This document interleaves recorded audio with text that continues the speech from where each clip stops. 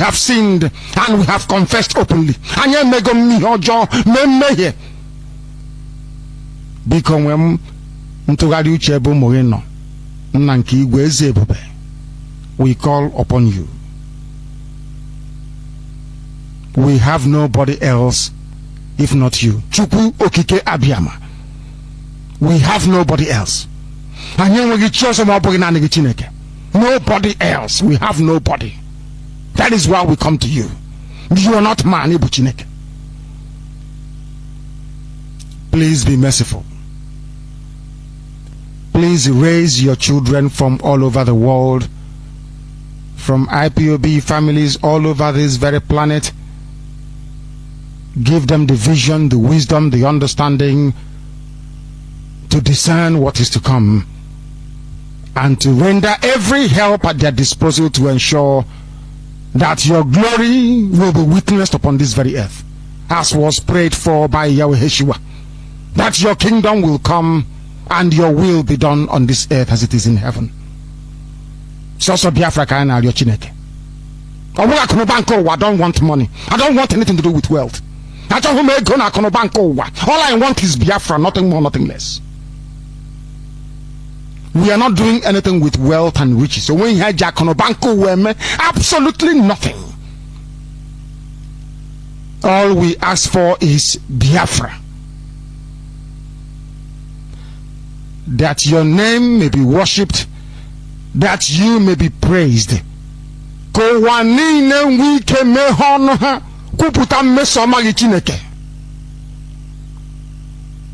Mankind, because of Biafra, will come back to you once again. They will say, we did everything to stop them, but they prevailed. That means that their God is very, very strong. And when they come to us and ask us, please tell us the name of this your God, we tell them, Chukwu Okike Abiyama. We do so that your name may be praised now and to eternity. He said,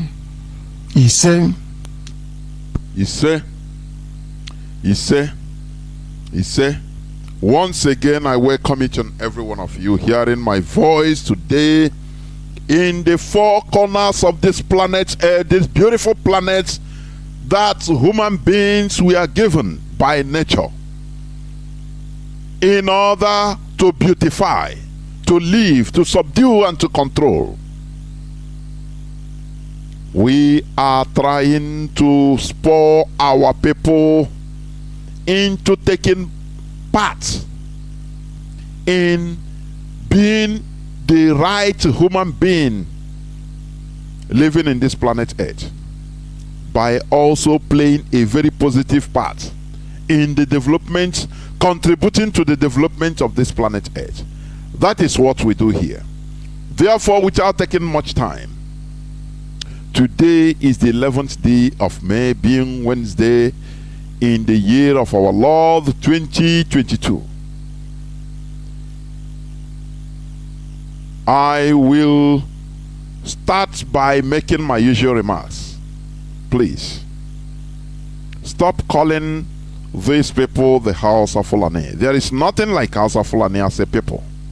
What we have are the Hausas and the Fulani as different ethnicities, different tribes. The history of the presence of the Hausa started during the time of Ottoman Danfoudio's religious manipulation against the Hausas. He manipulated them using religion. That is the danger of foreign religion, because you can be manipulated. Do you understand? But indigenous religion, you cannot, no foreigner can come and manipulate you using indigenous religion or using your own religion. It is impossible, because it is organic. This is who you are. A foreigner cannot come and teach you things concerning our way of life. It is impossible. You are the person, because you learn it organically, right from time, right from childhood. We grow with it. How to swallow. How many people can swallow? Yeah, our unique way of eating is part of our culture. Do you see what we are saying? No foreigner can come to teach you how to swallow a goosey soup with a goosey soup. It's impossible. That is how religion is. Therefore, Ottoman Danfodio used the foreign religion Islam, and him being a foreigner, Fulani, they manipulated the Hausas, because the Hausas are always eager to learn, to be perfect in foreign things, just like Biafrans. And they fell. You can never be perfect in foreign issue. It is impossible. Mostly religion, because the masters, the originators of this religion, one way or the other, they will fault you, and they will try to teach you, no, this is the way, this is the way. In doing that, at the back of their mind, it is manipulation. So Ottoman Danfodio started preaching hatred using Islam, hatred against among brothers. For a brother, for an Hausa brother to hate his own. Do you understand? And he poisoned their minds using religion against each other. They fought and killed themselves, killed King Yunfa, who gave him that opportunity. And today, you see how the Hausa race has become beggars, turned to beggars. Ordinary beggars, by people that they accommodated as tenants in their own land. This is what we don't want to happen in our land, and that is why we are preaching this. Our leaders started preaching this for more than a decade, or if not a decade, here in this hallowed platform, in order to revive us mentally. And the revival caught fire in our brains, in our mentalities, in our psyche, and that is why we are continuing. Therefore, please stop calling these people the House of Fulani.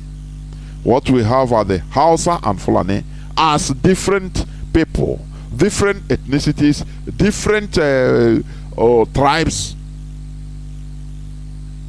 We also urge the Hausas to rise up to the challenge. Do not accept defeat, because you are not defeated until you accept it. Hausas should rise up to the challenge and take back what belongs to them. They should take back their land. Sokoto is their land. Do you understand? It is Ottoman Danfodio that renamed it Sokoto and called it the Sokoto Caliphate. The original name was Gobir. Do you understand? The original Hausa name. Please stop calling them Hausa Fulani.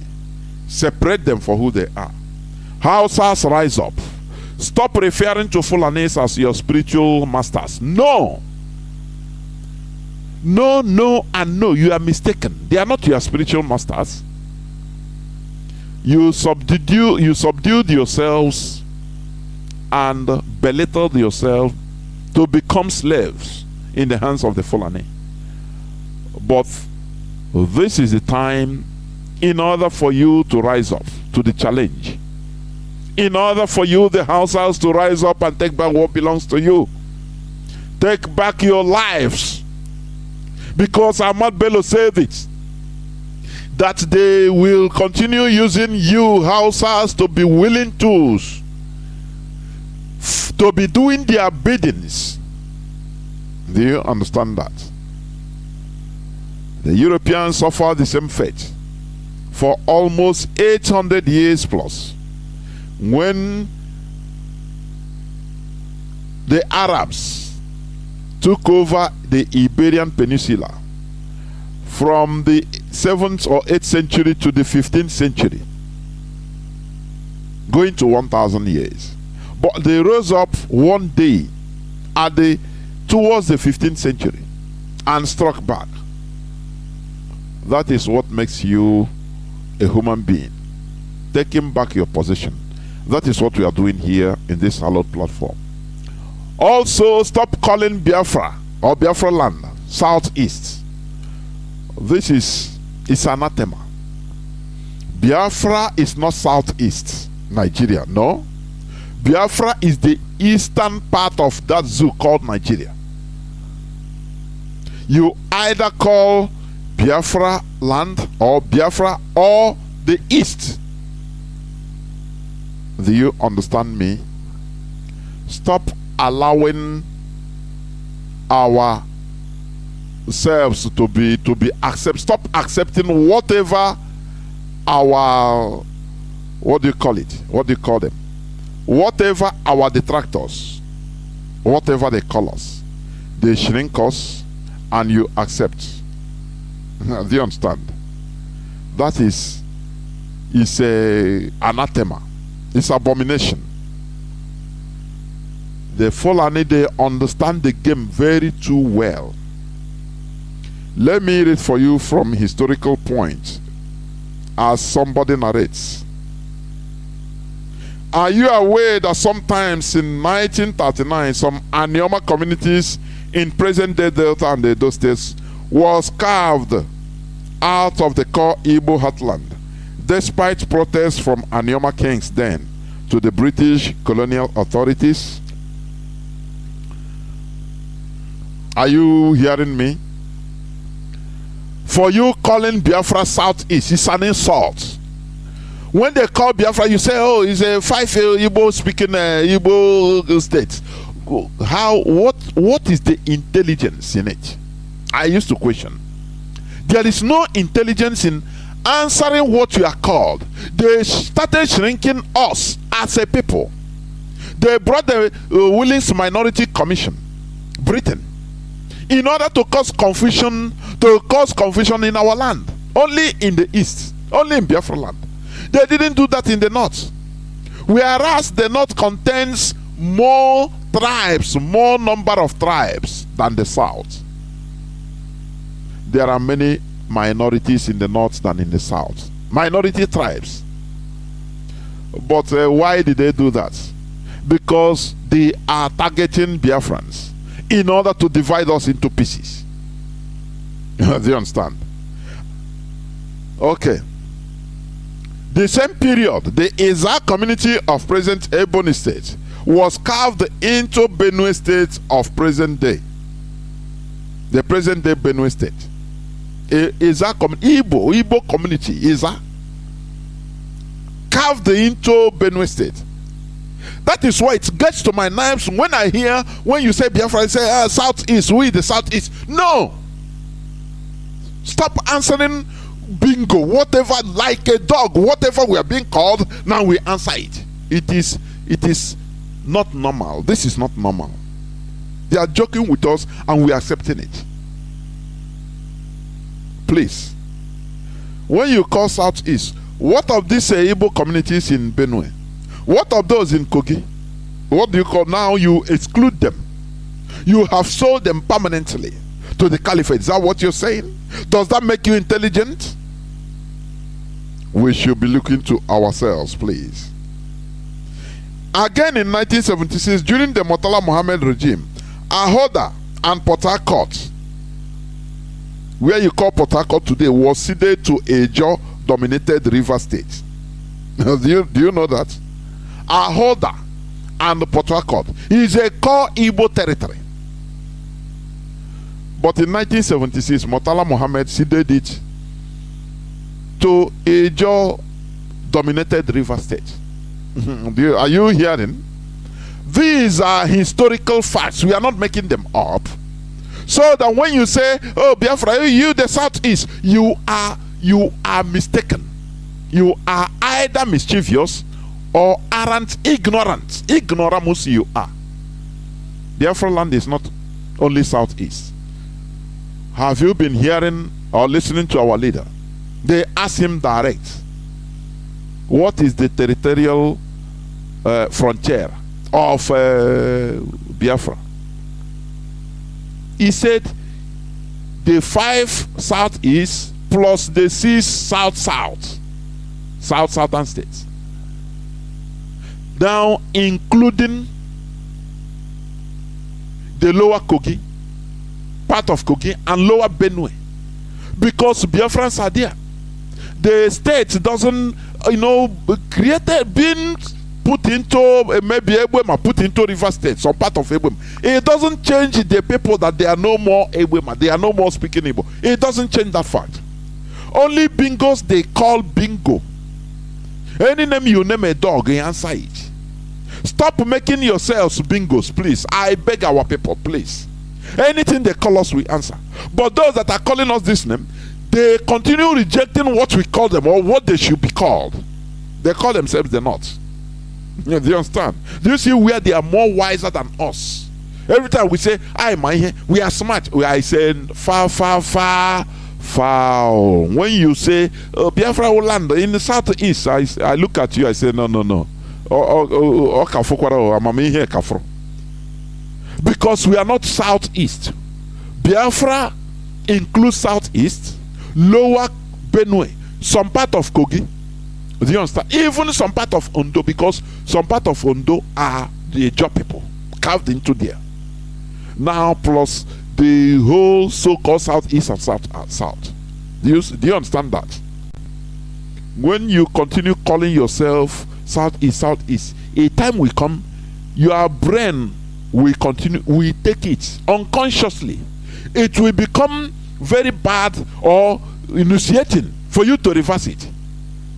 You continue hearing one story a time, you continue hearing it. You find out that unconsciously you accept it. You take it to be the fact. The same way they told us that, and the snake spoke to Adam, and Adam, talked to the snake. They were speaking, and after, the way they put it, it makes us realize we shouldn't ask questions. Because asking, oh boy, how can snake speak? Is this foxtail or meat mixed together? No, because that is the way we are born. They continue feeding it to us right from kindergarten. We accept it. Any person question it, you become the enemy. That is how they condition brains. You understand? That is how brains are being conditioned. When they continue feeding you wanting, after it becomes part of you. Any person that is trying to ask question there to say no, this should not, how can this person do this? This is what we believe, and it shouldn't be like that. You understand? I gave that example. But when you say voodoo, voodoo in foreign language is spirit only. When you say python and respect python, you say no, you don't kill python. You say no, it's demonic.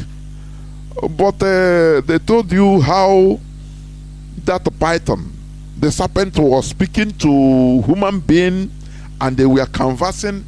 How were they conversing? You say no, it's like that. Just accept it like that. Don't ask question. If you ask question, you are asking God question. Who tell you that? Why did God give us brain? For goodness sake. Do you see how they position us? So that we cannot be in the mainstream people, human being in this world. Because asking questions makes people understand the way nature works. Asking questions makes people discover the force called the force of gravity. That is asking questions. When you ask questions, now you discover things. That is what makes a human being build satellites. That is what makes people to want to travel to Mars, because of asking questions. But when they tell us all these stories, and serpent started speaking to man, and they convince man and say, okay, take this apple and you eat it, and we don't ask, how is it in the dream this thing was happening? Is it no question? If you ask question, kill that person. He don't believe in God. He is this and that. That is arrant rubbish. This is the time of asking questions, so that we continue refining our brains and understanding issues. So please stop referring to Biafra as Southeast. It is annoying, I'm telling you. Let me continue in the history. Okay. Again, in 1976, during the Murtala Mohammed regime, Ahoda and Port Harcourt was ceded to a Ijaw-dominated River State. Do you still wonder how Igbo-speaking people are now minorities in other states? This was carried out despite rejection by the people to the Willing Commission on Boundary Adjustment. Still in 1976, oil-rich Obigbo local government area in Aba division of Old Imo State was ceded to River State. Do you see how Obigbo enter River State? All these things were happening. They were carving, conniving, shrinking us. All Hanez and our politicians were there. That is why when I look at these people, I say the worst thing that would have happened to us as a people are our so-called political elites. They were any person that wants to react, they will go and bribe him and give him money. He will keep quiet. All these things, they were outmaneuvering us, carving us, isolating us to what you call Southeast today. They will tell you, no, we are, how do they say it? No, we don't have access to sea. Whereas Obigbo was ceded to Obigbo, oil-rich Obigbo LGA, was in a bad division of Old Imo State and was ceded to River State. Obigbo is in Ndoke clan. Do you understand that? And has over 50 oil wells. They are pure Igbo people, separated from their Azumili kings by the Imo River. Ohubu, an oil-rich Ndoke community, was ceded to Akwa Ibom State.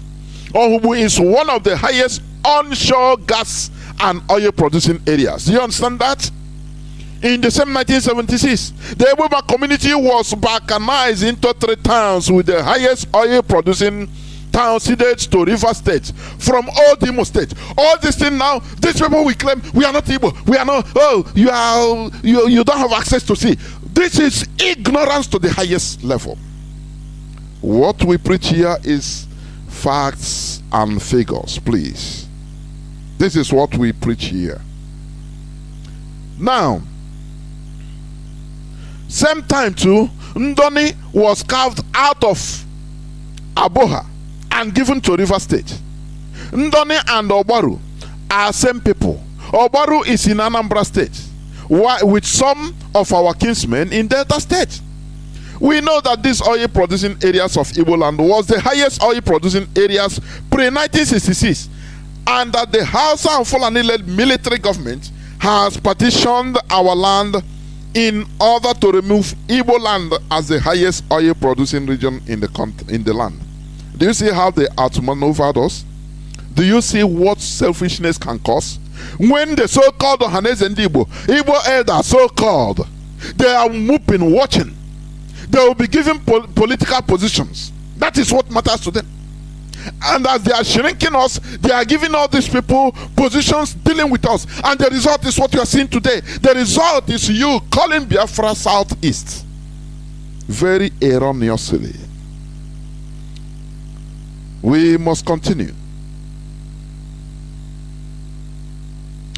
The envious Hausa and Fulani governments acted contemptuously in order to gain control of our oil. And soon after this sordid act, they started sharing our oil wells to themselves. Hence, today they control almost 82 of such. Do you understand? This is the sins, the major sins of Ohanes and Igbo, allowing Igbo land to be contracted. Shrink into what you call today. When you call Igbo land, they say, no, the 5 eastern states. This is bunkum and rubbish. Stop validating them, please. We Biafrans, we are right from the lower Benue, part of Kogi State, down to the Atlantic Ocean. This is who we are. They brought all these divisions in order to destroy us. Please stop referring to Biafra land as southeast. It is horrible. Today I'm going to talk about, if you read on the transcripts written on the Facebook, you will see the topic. Economic and political power. That is the topic of my discussion, of my submission today. Please. Economic and political power. You know, because we are making a lot of mistakes. When we come to Lagos, say, the whole Lagos 75% is of properties there is Igbo. It's Biafrans, they have it. Yes. But where do you go from there? That is the problem. That is the main question. Not owning properties. The Jews own properties in Europe. They built many of the properties. Do you understand? Does it make them have power over Europe? No. Does it prevent their pogroms, series of pogroms and genocides against the Jews? The answer is no. Therefore, let us face the reality. I'm talking about economic and political power. A country, listen, a country, I'm not saying about a section of a country, no. A country can have a lot of importance because it can produce, buy and sell a lot of products or services. That is, make development of a country. A country can be important because it can produce, number one, buy and sell a lot of products and services. Do you understand? It's not talking about a section of a country. There is a difference between a section of a country or a country. There is a difference. Therefore, economic power is controlled by political power, whether you like it or not. Without political independence, there will be no economic independence. You know what I'm saying? For a country to develop economically, it must first of all develop politically. Because you must have a country. Do you know a country is about organization? A government. About organization, the ability to organize, control. That is it. Simple. You cannot progress as a family without the family being organized. You cannot progress as a family. When you have, for example, 5 men, 5 boys in a family, and they are killing themselves, how can you? They are fighting all the time. How can you progress? Even if when they mature, they continue fighting. This one is illegal. They continue fearing themselves. This one will kill me. Oh, my brother will kill me. I said that the Jews in Lagos and other places you used to tell our people, oh, it's your brother that is your problem. So you start fearing your brother. Now you will be in Lagos. Hardly you go home. If somebody, any of your brother want to come, you give him excuse. No, this and that. How can you develop as a family? Even they will tell you, no, don't build anything in your home, or if you do come in your home, you will die. You will have mansions in Lagos, in Abuja, but in your home, you live it moribund. You are progressing as one individual, but not your family. Because when they come to your family, what they see is the name of your father. Who is where is their house? And they point out that attached house and say, nah, whereas you as an individual, a member of that family, is progressing in Lagos or Abuja. Does it make the family progress? No way, because there are divisions. Do you understand? Because there is no control. Do you understand what I mean? That is lack of governance. You understand what I mean? For a country to develop economically, it must first of all develop politically. Meaning, the ability to make and enforce laws. The ability to define and control their territory. The ability to protect lives and properties. All these things are lacking in Nigeria. That is one thing. Now, example is China. I give example as China. China developed economically because she was able to first of all compose and control her territory, enforce law and order in her territory. China is a country that has control over her destiny. That is why their government made it a duty to spur, encourage, or force citizens to work hard, leading to world power. That is economically viable. Before they become economic giant, they first of all maintain political power over their territory, because it's a country. That is the difference. It's a country. They use what we call political economy in order to develop, come into the world stage very strong, because they have, it's a country, an independent country. Do you remember 1989 Tiananmen Square? Tiananmen Square protests and all this and that was hyped. Yes, there was human rights abuses by China against their people to quell revolution, what the West want to spoil in order to bring the downfall of China. I can say it. You understand? Because that is what they do. Don't you understand that this their so-called democracy is a weapon? They try to use it in Russia. They try to smartly use it in Russia. When Mikhail Gorbachev, when he surrendered to the West, when communism fell, now you see America, the West, all of them, they send their agents in the pretense of, we are a group of human rights, this, we are recording human rights, this and that. They fool Russia in order to divide and scatter them, the remnants of Russia, to turn it into an ordinary country, using their standard, because they want to measure with their standard. Whereas when they do their own thing in Iraq, when they lie, no person hold them responsible, because they are the king of this world, an empire. This is how they do. This is how they roll. I don't blame them, because they are on top. You work yourself to the top. That is the thing. They endured many things in order to arrive to be where they are today. I mean the West. I'm telling you honestly. Millions of them died during the French Revolution. Don't you know that?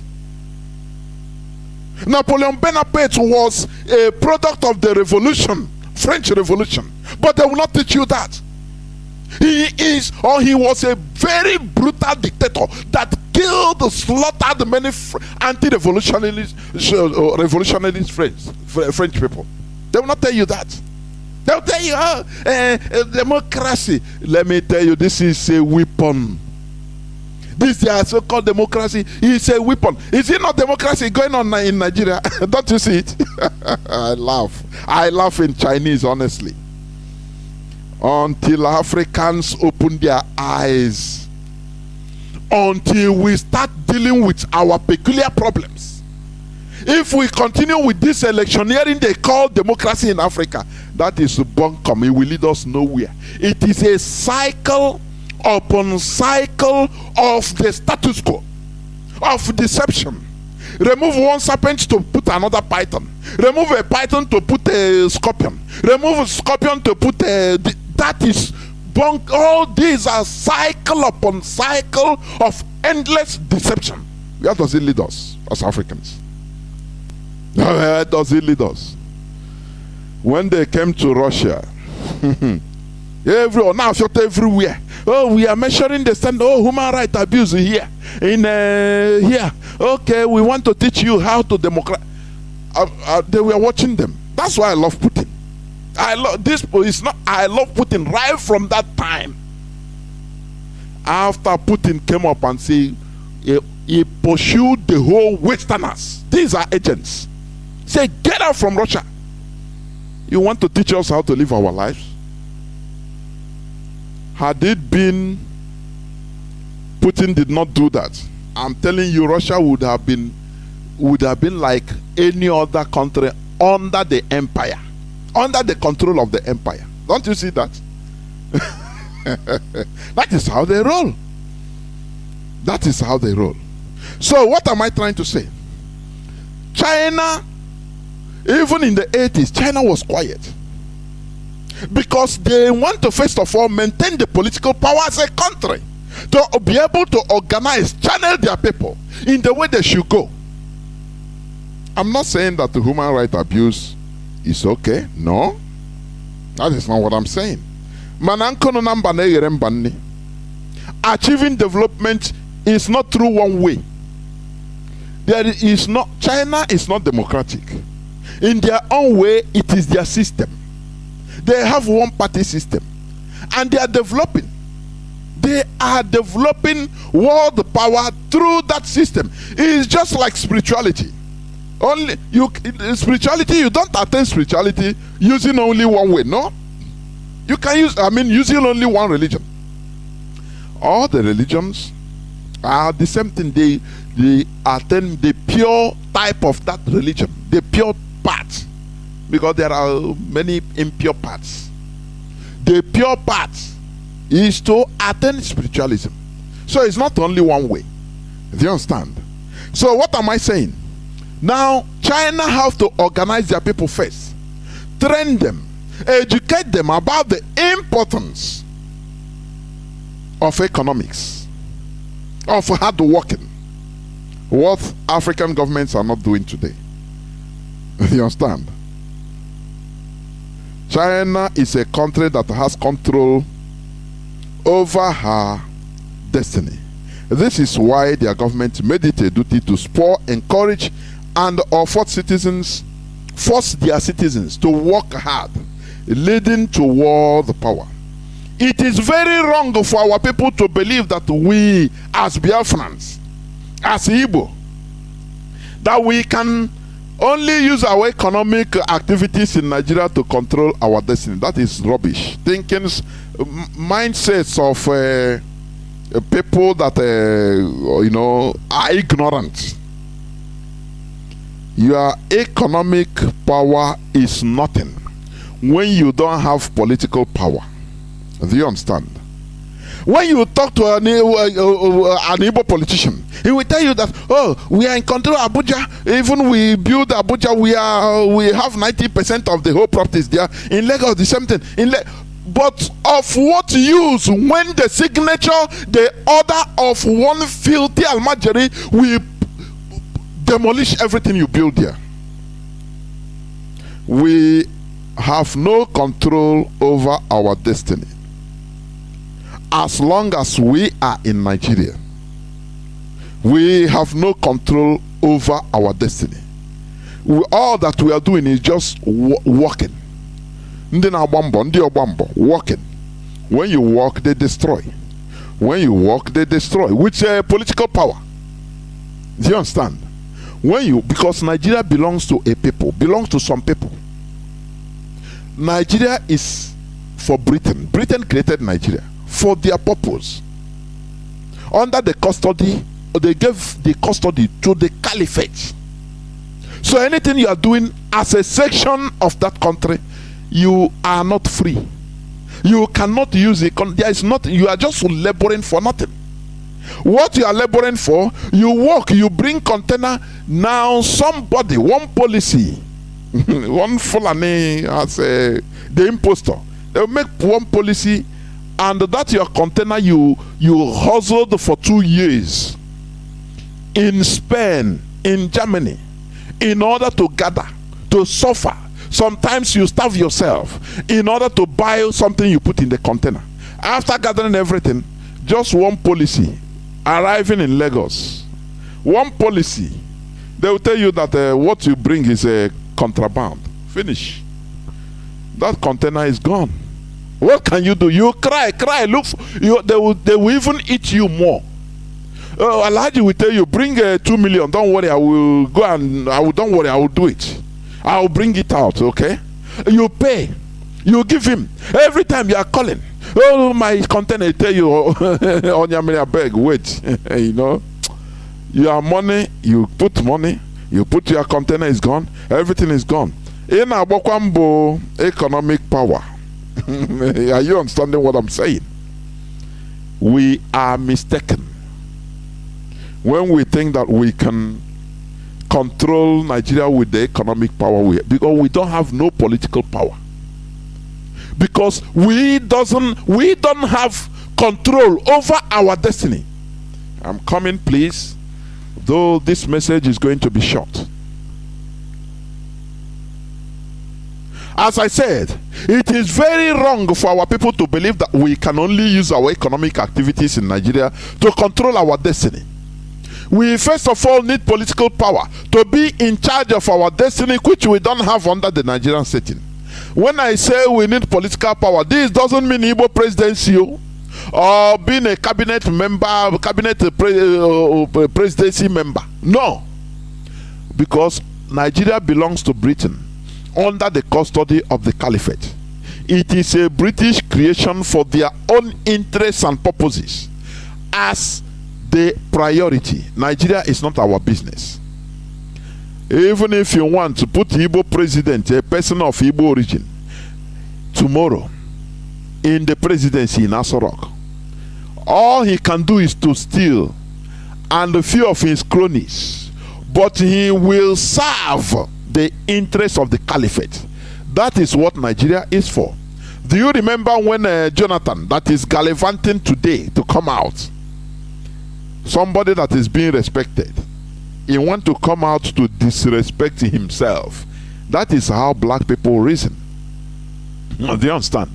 Somebody that even they can send him as an envoy of ECOWAS, of a respected fellow, and now he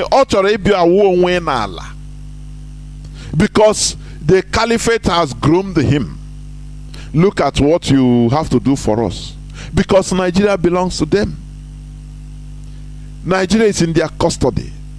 Nigeria belongs to Britain, but is in the custody of the Caliphate. Do you understand what I'm saying? So when you say Igbo presidency, this and that, that is bunkum. They can bring somebody being groomed by the Caliphate. When you talk about who are they going to bring as Igbo president, for example? Who? Are they going to put somebody that is against them? Who is it? Not somebody like the Supreme Court governor? Who pulls on him? What about if they put him there as a president? Is he going to serve your interest? What of Dave Umahi, who publicly told us that they are elected as governors not to do the wish of the people, but to serve the tenets of the Nigerian constitution, period. Even if it means kill every one of us, they do it. Now he's a governor, albeit he was being removed from the governorship. But the Nigerian system, they don't even obey their own law. So if somebody like Dave Umahi becomes for example the president of Nigeria, you'll be gallivanting. He will level everywhere. He will be more deadly, brutal against us than even the Fulanese direct. Do you understand? That is why when I talk about political power, I don't mean Igbo presidency in Nigeria. Anything you do under the Nigerian setting, you are doing it for nothing. Are you hearing what I'm saying? Because Nigeria belongs to Britain. They gave it the Fulani Caliphate, in custody of the Fulani Caliphate. Keep it for us. When a landlord gives to a caretaker, the Caliphate is the caretaker of Nigeria. They can appoint anybody, but what matters, the person will be receiving command from the Caliphate and be giving reports to Britain. That is the reality. Nothing you can do under the Nigerian setting. Do you understand? Until you break that. Until we break that, that system, that structure that the British put in place called Nigeria. Until we break it, we are going nowhere. We are nowhere. The whole indigenous people, nowhere. Nigeria is an experimental zoo. They tried this, Britain tried this in the Asia by creating a giant Asian zoo of India. But Those people, they prove to be real human beings. India got their independence 1940, I think 47 or 48, as two countries, India and Pakistan. And Queen Elizabeth, he was dismayed, he was furious, highly furious. How did this happen? That these people, we amalgamate them together, they separated. Why? Now that is why he contracted Lugard from, I think, Hong Kong down to Africa. He was warned, Lugard was warned not to allow the same mistake of India to happen in Africa. And that is why they continue keeping Nigeria. Their priority is keeping Nigeria one, the creator. Do you understand? They don't care how many lives are lost. They don't care how many people are killed, how many people are slaughtered every day. Life doesn't matter to them. What matters to them is that entity they created. They must maintain it. Don't you ask yourself questions? Why is it like this? Why is it that Katrina Liang is gallivanting all over Nigeria? Which means Nigeria belongs to them. That is the truth. That is the reality. Until we break this structure that Britain put in place, we are going nowhere. And that is what we are doing. That is what we are doing in this hallowed platform. That is why IPOB becomes enemy of, they take IPOB as enemy everywhere. The caliphate don't want to hear IPOB. They are complaining on everything. They are complaining on, Fulani cow ban in Biafra land. But they will not complain. They don't see anything wrong with the destruction of our alcoholic beverages in the Sharia North. Ask them, in the same country, why do you destroy our means of livelihood? In the same country, in Kanu. Why? Why do you destroy it? Publicly you do it. And you are proud to destroy our properties, our means of livelihood. And they will say, no, it is their belief system. They don't drink alcohol. But our belief, we drink alcohol. Our belief, we don't eat Fulani Nama. That is it. It's our belief. It's our religion. Why are you forcing it on us? Why? Our belief, our religion makes it abomination that cows will be roaming in our farms, destroying crops. How many years our people have been yearning? People are killed, slaughtered every day. To the extent one community in Anambra, in Oka, they openly saw about 3 Fulani men hanging, each one 2 AK-47. I read that news that time. Every blessed day I read it. Openly brandishing AK-47, Fulani headsmen. And that time Naiwood was the chairperson of Ohaneze Ndibo. And they called him. The Ohaneze Ndibo, they summoned a meeting between the police in Oka, the Mietiala leader, the group leader in Oka, the police commissioner in Oka, and Ohaneze Ndibo. They were there. They complained that, oh look, we saw. They showed the video in that conference, in that meeting, that our people, we have a report. Look at it. We see Fulani headsmen brandishing gun openly, each one slinging 2 AK-47. Openly in our land, and they follow them, and they enter until they enter into one place, which is your boys. They are telling them Yetiala. When they now want to let the Ohaneze Ndibo, when they complain, when they finish complaining in that meeting, do you know what happened? The Mietiala leader there just rose up and said, look, is that why you are calling us? Is that why you call this meeting? He said that the Fulani headsmen will continue carrying guns. Any person that mess up, they will kill the person. He said it in the presence of the police commissioner. After speaking, he didn't even allow any other person to talk. They rose up and walked away. They walk out on Ohaneze Ndigbo. They walk out on the police commissioner. And case closed. As if nothing happened. Now they will not tell you all those things. They will not tell you about how the Fulani headsmen have been terrorizing our people.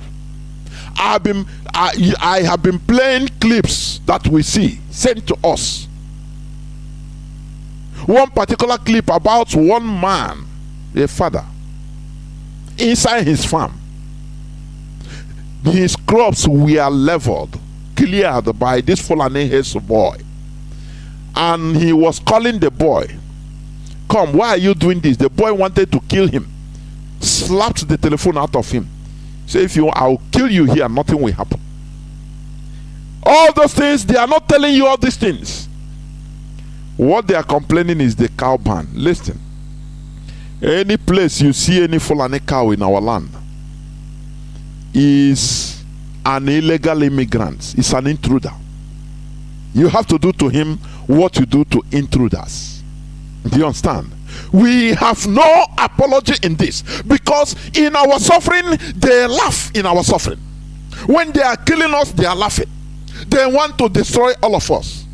But when we come out to defend ourselves, to take back the pieces of our lives, they become offended. This is Nigeria.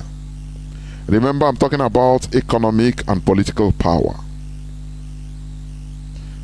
It's very wrong for our people to believe that we can use our economic activities in Nigeria to control our destiny.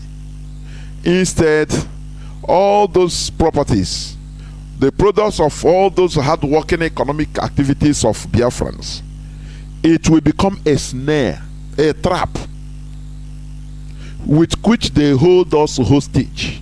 Do you understand? And this is what is happening. They allow you to build everywhere because they know that you are people that are not political in nature. Now, when you mess up, they will say, we'll target your property, so just cool down. Cool down. You know, Mietiala came out and said they will sue IPOB in the court for this and that, for banning cow, for killing their cows. And I searched, I never see anywhere where Ohaneze Ndigbo, any Igbo group, sues Mietiala for lives being lost, for what their people are committing in our own land, what the Fulani headsmen terrorists have been doing in our own land. What about the woman they killed in Udi and scattered her corpses, dismembered her, throw her in every corner of that farm? The video is there. What about her? Do you know that her life is more than all the cows of the Fulani? Don't you know that? Her life is more than all the cows of the Fulani together in the whole of Africa. But they will not do anything about it. And you never see or hear Ohaneze Ndigbo say we sue them for all these lost lives or lives lost. Before, if people are being slaughtered in our land, in our farms, they will go, if the community go to the king say, this thing passed me, so I no go put mouth. And people want us to continue being like that, living in bondage. No, it cannot happen. Any cow Fulani cow you see in Biafra land, know that is illegal. What happens to illegality should happen to that cow. I'm telling you honestly. Because we owe no apology to any bastard. We owe no single apology to any bastard. When they kill us, no person comes. When they slaughter us in our own land, no person comes to our rescue. When we take our defense, you see people talking. You see people shouting. Oh, Igbo, we are no more. Here we see Azwanoka. All this your rubbish doesn't touch us any longer. We don't hear it any longer. It's not today that we start hearing Igbo. Hey, you kill Igbo. No, you can say it as you want. That is your problem. Always I used to ask, Fulani, since they have been destroying our properties in the north, openly, killing our people and destroying our property, you know, it became a culture. You know, also now all your property is lost, and you start thanking God for bringing you back safely. Other, you see, I saw people that lost their lives, many they killed for nothing. No person ever one day say, how are we, let us pay remuneration. No person sued these people, but only cows, which they are using as a guise in order to conquer our land. And we stand up, our leaders stood up and said, no, if I continue leaving these politicians, these Biafran politicians to do something, they are cowards, lily-livered cowards. They can't do nothing. Only what matters to them is the Igbo presidency. What matters to them is what they can get, nothing more. They sell our land until shrink till you start calling it Southeast. Southeast Negi. Biafra land is as huge as you can think about. Do you understand? They use bribe. You know, bribe seals the mouth of people. They use bribe in order to shrink us, as I said before. So, as I'm talking about economic power and political power, political power overrules economic power. Without political power, you are nowhere. We want to take our destiny by our own hands. And the only way we can do it, you cannot do it in the Nigerian setting. Do you understand? The time the youths of Nigeria during NSAS protests wanted to take their destiny into their hands, don't you see what happened? They suppressed them. They slaughtered them. That is why we have no business in Nigeria. Because there are powers that own Nigeria, Britain. They put it under the custody of the caliphate. Therefore, anything you are hustling under Nigeria, your ass is grass. Let me tell you, you are going nowhere. We want to destroy that structure direct. Once we collapse that structure, now we can rebuild ourselves and take control of our destiny. Now our economic power can now be transformed into development. That is it. Remember the Jews. The Jew had very huge economic power in the medieval Europe, which did not lead to political power. They were always singled out and massacred. Do you understand? The Jews, they were hardworking. Just like you. Igbos are hardworking. Without Igbos, how can we get Nigeria? You build Nigeria. You build, they will show you swamp when you finish building. After a few years, they will tell you, that time we lease it to you. So one person will come out and say, no, it's my great grandfather, King Aro Oshogwe. He is the owner of this land. And he will go to court. And they will grant him, say, okay, he is the owner of the land. It's true. Therefore, everything you put there is null and void. They will tell you, say, no, don't worry. You people are hard workers. No, Igbo people. Go take another swamp and develop it. They will show you another, swampy area. And you continue building. Ndi na bombo. Ndi na bombo. Ono ga agbagi dembo. Without political power, economic power is rubbish. Do you understand? Remember the Jews. The Jews, the German Jews also, European Jews in general, German Jews in particular, they from 1900 to 1933, they were a great power economically in Germany, in the whole of Europe, even Austro-Hungarian Empire, from early 19th century to late 20th century. You understand?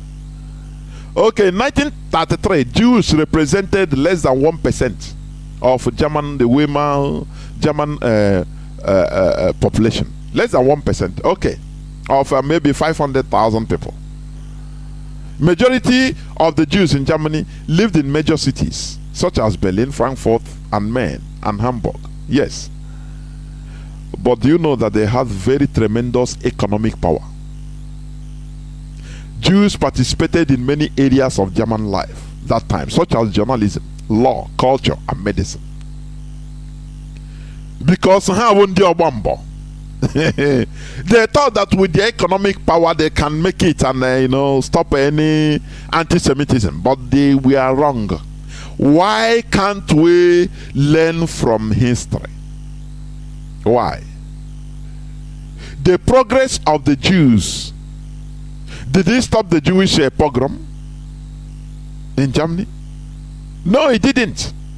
Even in Austro-Hungarian Empire, they were slaughtered like farm animals. The Jews, you see. That is why they are angry. As a country, any person that mess up, they are ready to nuke. Because when they study history, they saw how they suffered ignorantly, thinking that they are working hard. In Europe, they build everywhere. To the extent, even sometimes the government start borrowing money from the Jews. But after they saw, oh boy, from time to time they were being attacked because of their progress. That time they were not having political power. It doesn't matter. Some Jews were into cabinets, into kingdom or kings of palace or kings of cabinet. Some of them were even doctors to prime ministers. The prime ministers or president's special doctor. It can be a Jew. It doesn't exempt him from being slaughtered. Between 1939 to 1945, during the Second World War, the Jews were targeted. These people that had very heavy economic power. Do you see? No person to defend them. They had no backbone to defend them. But now they had backbone, because that slaughtering, that pogrom, that Second World War massacre, Jewish massacre, made them to have a rethink and say, look, if we don't organize ourselves into political force, we will be finished as a people. That is why they suicidally went back to and declared Israel, the Republic of Israel, which you are seeing today. Today, no person can mesmerize or mess up with any Jew in any part of the world, because they have a backbone. That is what we are fighting for.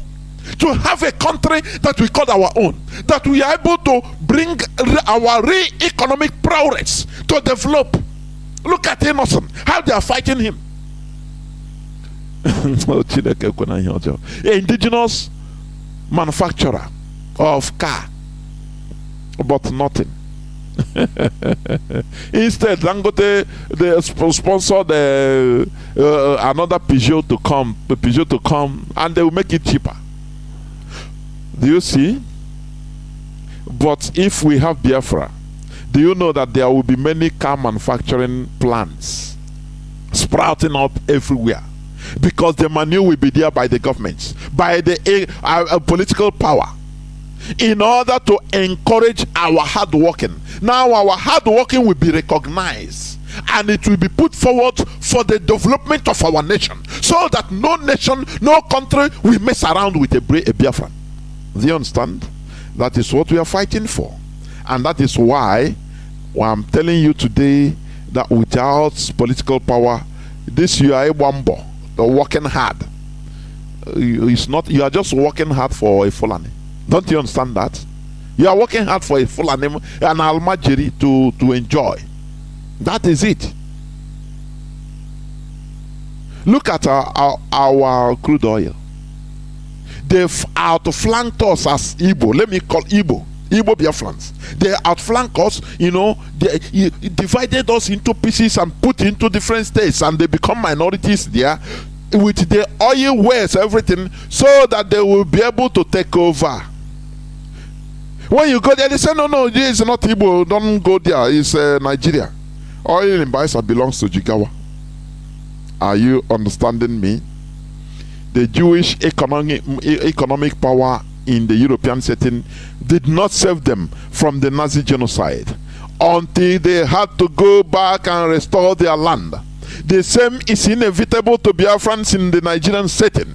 Being a president of Nigeria or serving in political positions in Nigeria is never a guarantee to political power. Nigeria is not organic. We should understand that our economic power in Nigeria is never a guarantee because it is without political independence until we restore our nation Biafra.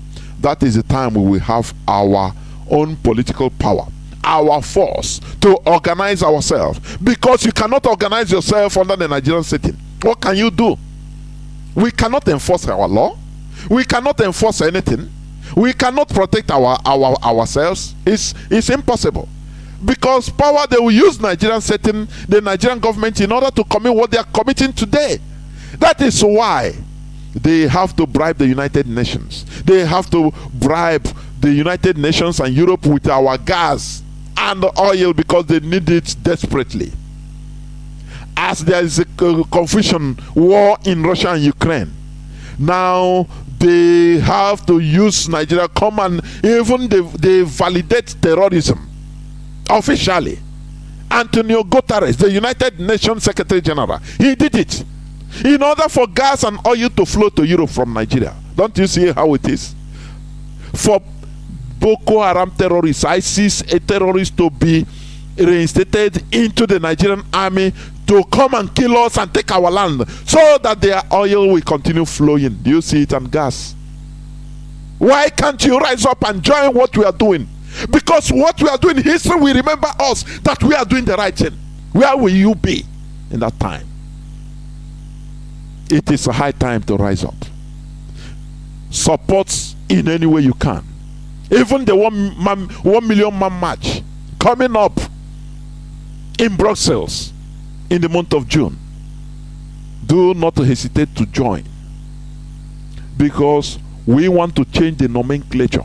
We want to take back our own selves from the Nigerian setting. That is who we are. Without political power, economic power amounts to monkey the walk, bamboo the chop. You are walking, Almajiri will be eating. The Fulani Caliphate will be eating. That is it. They will be eating the products of your sweat. That is how or why they can destroy our properties in Abuja anywhere they want, with one flimsy law or the other, and nothing happens. They destroy our properties. They burn down our markets, and nothing happens. No person is responsible or held responsible or accountable. The earlier we understand that Nigeria is not meant for us, the better for us. This is where I'm going to stop. I'm going to go into a few minutes break so that when I come back, I will continue by opening the lines. Don't go away. Announcement, announcement, announcement. Here comes a great gathering of the people from the West African region. Amazonia, Biafra, Oduduwa, living across the entire globe, the entire world. Coming from different parts of all the continents of the world to Brussels, Belgium, to march in great mass and in great multitude. All hail Biafra. Long live Amazonia. Freedom for Oduduwa Republic. United we stand and shall never fall. With one vision and joint strength, the land of Belgium will feel the heat of this particular set of people from West Africa in 1 million freedom march in Brussels, Belgium. On the 14th and 15th of June 2022 at the European Union headquarters in Brussels. Together we shall march in strength and in valor, without fear nor weakness, the march of freedom, for total freedom. By the freedom fighters, we shall come to face the reality of truth, about the fact that one of the steps to freedom is to restore our government the way our ancestors made it, and not the way our colonial masters decided it to be. With this move, we shall let the world know from the land of Brussels, Belgium, that there must be freedom for the people of Ambazonia, the people of Biafra, and the people of Oduduwa. Welcome back. This is Radio Biafra HAUSA-SERVICE coming to you through Radio Biafra London. For your information, these are the 1 million March committee phone telephone numbers for information and inquiries. Please take notes of these numbers for information and inquiries. Mazi Isaiah, his number is +35 3892 64 8931. I repeat, Mazi Isaiah +35 38 92 64 89 31. Mazi Anthony Muokwim +39 320 721 5826. I repeat, Mazi Anthony Muokwim. These are inquiry lines for information. Please, you call all these numbers. Mazi Anthony Muokwim +39 320 721 5826. Mazi Kinsley Wankwo +32 465 303 826. I repeat, Mazi Kinsley Wankwo +32 465 303 826.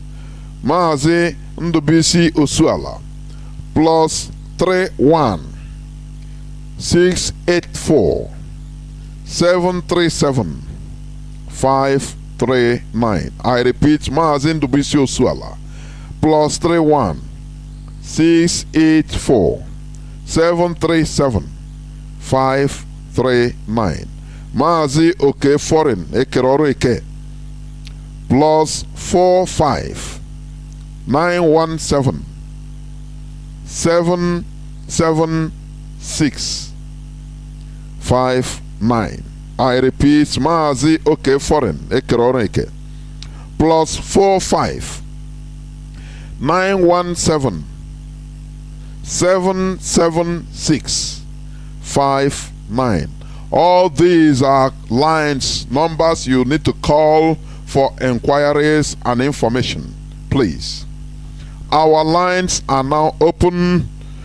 Our direct line is +1 213 328 6224. I repeat, +1 213 328 6224. Our WhatsApp and Signal line +61 405 142 547. I repeat, +61 405 142 547. Do not forget the topic of our discussion of my submission today. It is economic and political power. You can call us now and give us your view on the issue treated. Our people used to misunderstand. They think that when you build Lagos, build own properties there, on this and that, you can't. No, it is lie. It's not in the Nigerian setting. Never. Nigeria is structured, created by Britain, kept under the custody of the Caliphate. It doesn't matter who is there. I say, it doesn't matter who is there as the president. That does not matter. who they serve is the interests of the caliphate. Imagine governors of Biafra land, governorship candidate. Before you become a governor, even if you're a candidate, you must go and pay obeisance to the Sadwana of Sokoto. Why is it so? That is what you should ask yourself. Because Nigeria is under their custody. Do you understand me? It's like that. So any person that is there, even as a president, you are just there as a figurehead. Do you remember what happened to Jonathan? Jonathan entered there thinking that it is he can do something by himself, and the powers there told him that no, it's not like that. Nigeria is a Shia. Everybody have a role to play in order to continue preserving Nigeria for their British master. When he wanted to appoint a minister, they block him. They say you cannot do anything. They block him. They block his purchase of weapons to fight Boko Haram. They raise Boko Haram in order to sabotage everything. He thought he will fight them. I'm a president. They say, look this man, he don't know what is happening. They block everywhere. Remember, a president of a country trying to use black market to buy weapons. Don't you see that? Can't you understand something? They block him everywhere. Now, in order to look for help, he went to Israel, thinking that now Israel. You cannot see Mr. President, the Prime Minister of Israel. We have our agent of Mossad there in Nigeria. Go back to Nigeria and see, meet Babangida. He will tell you anything you need to do. To tell you that Nigeria belongs. He came back and he showed a video. President Jonathan went to pray in the Wailing Wall of Jerusalem. How to deceive the gullible millions.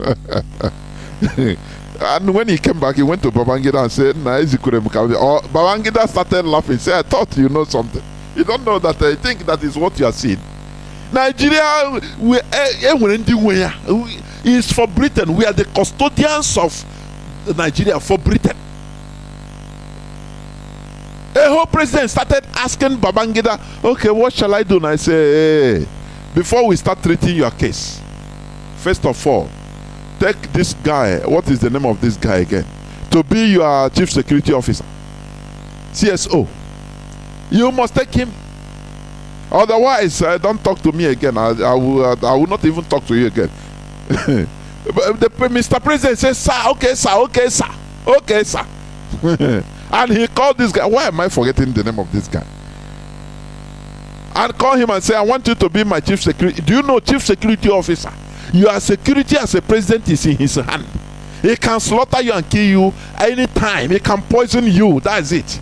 You see the strategic position. So that they will manipulate you. They will bend you to be doing their bidding. The caliphate. That is how it works.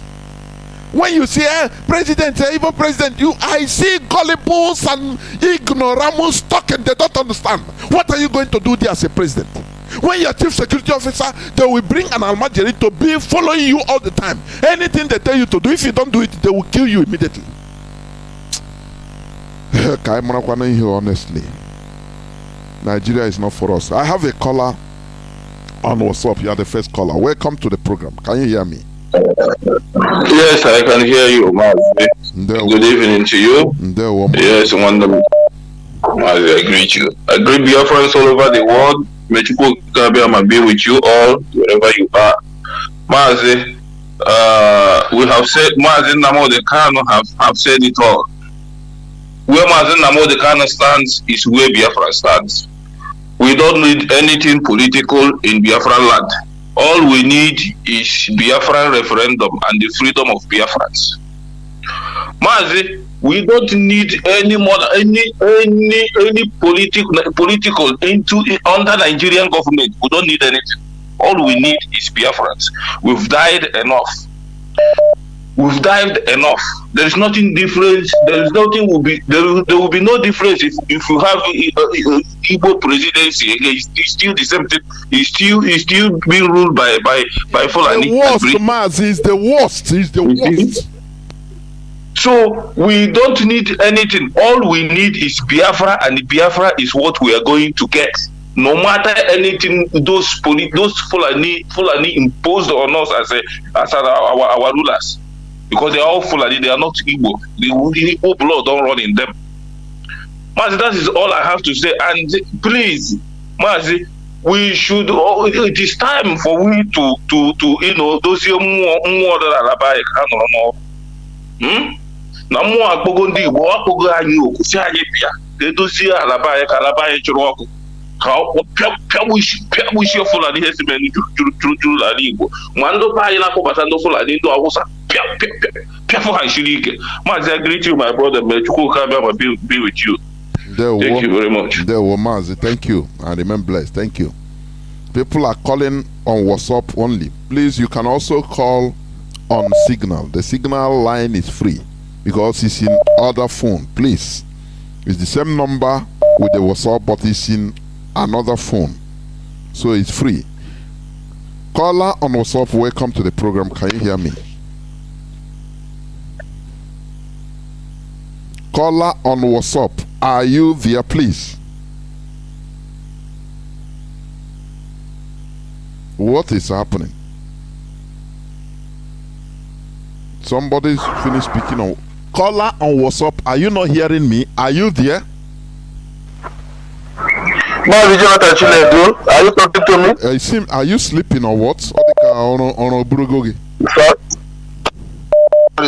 Sorry. There we go. Okay. Okay. Mazi Jonathan Chinedu Mbewo, ekelesimbika kambu Mazi Milimwalugo. Esim na United Arab Emirates we na akpoke. Ekelerem Biafrans ni all over the world. Na asi unu ife. Udunu nede n'ụwa niile. Udunu nede nke bụ eziokwu. Ihe unu na-eme ụmụ Biafra, ihe unu na-eme great IPOB ọ na-abanye. Ịghọtago ndị Igbo sị na agbakọta mma mmiri ọnụ ọdọ ọfụfụ. Ịghọtago anyị dị ka ukwu azịza nwa ga-agbaji nwa anyị. Ịghọtago anyị kenele onye isi anyị bụ Mazi Nnamdi Kanu maka na onwenube ndị United Biafrans dịka Mazi Nnamdi Kanu si United Biafra na-ekenekwa all our leadership. Mazi Jonathan Chinedu, the topic of this night, the Igbo president will be the worst president in Nigeria. We must tell you the truth. The Igbo president will be the worst president in Nigeria. And I tell you, the Fulani Caliphate, they know politics very well.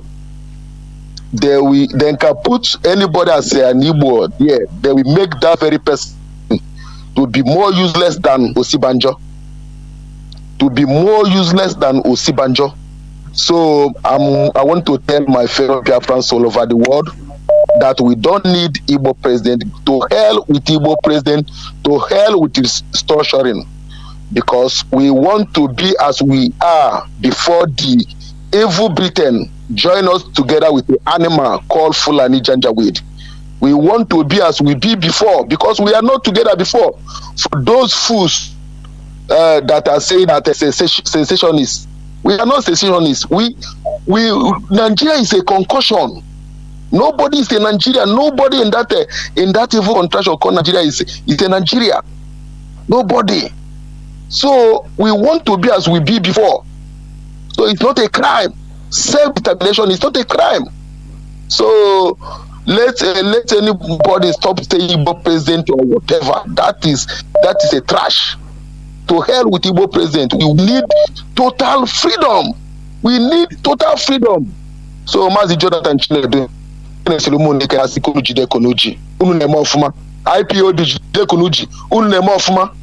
Thank you very much. Thank you very much. I have a caller on Signal. Caller on Signal, welcome to the program. Can you hear me?